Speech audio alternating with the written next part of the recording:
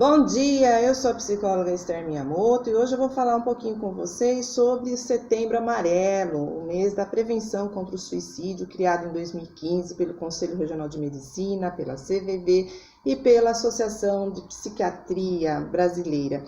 Então, pessoal, não temos como falar em suicídio sem antes falarmos sobre depressão. E depressão na pandemia é algo que realmente ficou muito evidente, né? Trouxe sinais de que a população mundial está sofrendo de um mal-estar que se chama depressão. Então, depressão, novamente eu repito, é um transtorno mental. Então, pessoal, o deprimido, ele não é uma pessoa preguiçosa, ele não é uma pessoa que não tem fé, ele não é um egoísta, ele é uma pessoa que sofre porque ele precisa estar e ser o tempo inteiro uma pessoa que precisa ter força, ela luta constantemente contra seus medos, seus fantasmas. E para o deprimido é muito difícil ele levantar da cama, ele sair para ir trabalhar. O primeiro ato para o deprimido, eu já digo de cara, é uma dificuldade muito grande, porque ele tem que vestir máscaras. Não que nós não vestimos máscaras, entre aspas, né? Nós usamos máscaras sociais para trabalhar, dentro do seio da família, só que para o deprimido, diferente de quem não está com depressão, é muito difícil. Então, esse primeiro ato de levantar da cama, de ir para o trabalho, o primeiro ato de ligar para alguém que ele gosta, o primeiro ato de ir até o médico pedir ajuda, é uma situação muito difícil. Então, o deprimido, a pessoa que está em depressão, ela precisa de ajuda. E quem pode ajudar o deprimido? Você, parente, você, esposo, esposa, filho, filha, pai, mãe, colega, amigo de escola, amigo do trabalho. Percebendo alguns sinais de depressão nessa pessoa, você deve ajudá-lo. Então, assim, na maioria das vezes a depressão ela surge nos homens, por exemplo, com alguns sinais, como a irritabilidade, mal-estares, enxaqueca, dores constantes. Na mulher também aparece em geral como dores no corpo, né? Ela sente aquela fadiga, aquele desânimo. Isso são sinais de depressão. E surgindo esses sinais, pessoal, há a necessidade de procurar ajuda psiquiátrica urgente, porque o psiquiatra é um médico especialista nesse tipo de assunto. Ele orientará esse familiar, este doente, o que ele precisa fazer, orientará com tratamentos medicamentosos que são, sim, necessários para o deprimido. O deprimido acredita que aquilo não vai sair dele, mas vai sair, sim, através de um tratamento medicamentoso. E também das psicoterapias. É falando, é pela fala, é dizendo o que está sentindo, que o deprimido ele consegue se curar. Então, você que se depara diariamente com uma pessoa em depressão, deve exercitar a escuta. Você deve escutá-lo. Não fale para ele, isso vai passar, isso é momentâneo, isso é uma coisa que você tem na sua cabeça. Não, não julgue, nem precipite com palavras. O deprimido ele está sofrendo, ele está numa tristeza profunda. Então ouça esse deprimido, ouça o que ele tem a dizer, porque isso automaticamente já é uma terapia. O falar para o deprimido e ter alguém que o escute sem julgá-lo é uma terapia. E aí você vai me perguntar qual a diferença entre tristeza e a tristeza do deprimido. Tristeza todos nós temos, isso é normal. A tristeza natural, digamos assim, ela acontece quando nós temos uma situação, uma causa que nos deixou tristes. Mas essa tristeza ela passa e é normal você ficar triste por alguma coisa que não foi legal na sua vida. Agora, aquela tristeza permanente, aquela tristeza que se repete, que não passa, né? Aí sim, ela está associada à depressão. Veja bem, nós denominamos anedonia, é a incapacidade de sentir prazer. Isso está ligado diretamente ao deprimido. Ele não sente prazer, ele perdeu essa capacidade. Então, para isso, nós precisamos o quê?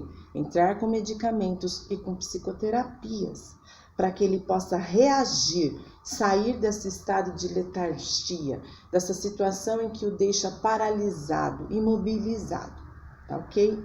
Então, a pandemia também é uma questão que não pode ser deixada de lado, temos que falar.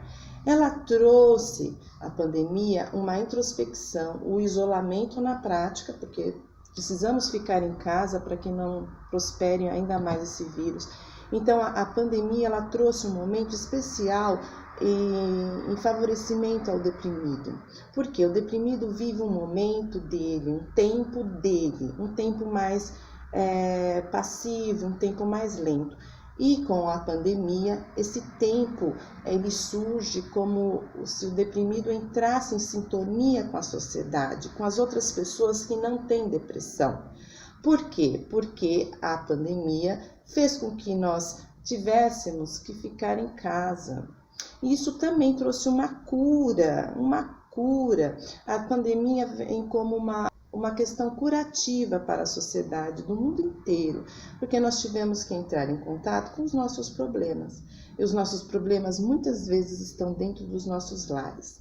E tivemos que ficar dentro dos nossos lares, isolados. Então é importante pensar que nessa pandemia ela também trouxe para esse deprimido uma situação um pouco mais favorecida, porque aquele ato, o primeiro ato de sair de casa, o primeiro ato de ter que ir trabalhar, que é algo difícil para o deprimido, não porque ele tem preguiça, mas é porque ele tem dificuldade de encarar as pessoas, tem dificuldade de falar para todo mundo que está bem, que está feliz, como a sociedade impõe, né? Que você sempre tem que estar feliz, mesmo não estando. Então, para ele, esse primeiro ato de levantar, de trabalhar, de encarar a sua equipe de trabalho é muito difícil. Geralmente, quando nós falamos também em depressão, nós falamos também em personalidades, em pessoas profissionais de áreas que atuam com equipes de trabalho, com pessoas. Então, geralmente, essa depressão, nesses líderes, elas ficam um pouco disfarçadas. De que forma? Elas ficam disfarçadas na forma de acúmulo de tarefas, muito trabalho.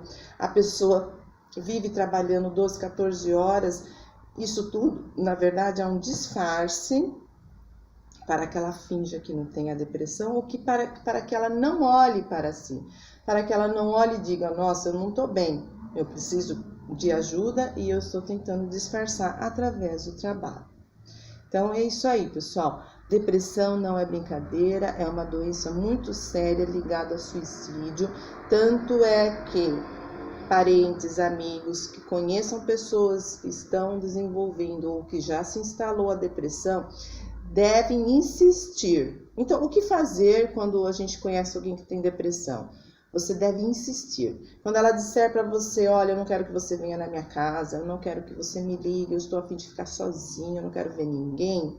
Você que está de fora, que está saudável, deve sim ir na casa dessa pessoa, deve sim ligar para essa pessoa, deve insistir que essa pessoa fale, porque depressão e solidão são algo que não combinam, são algo perigosos na vida de uma pessoa.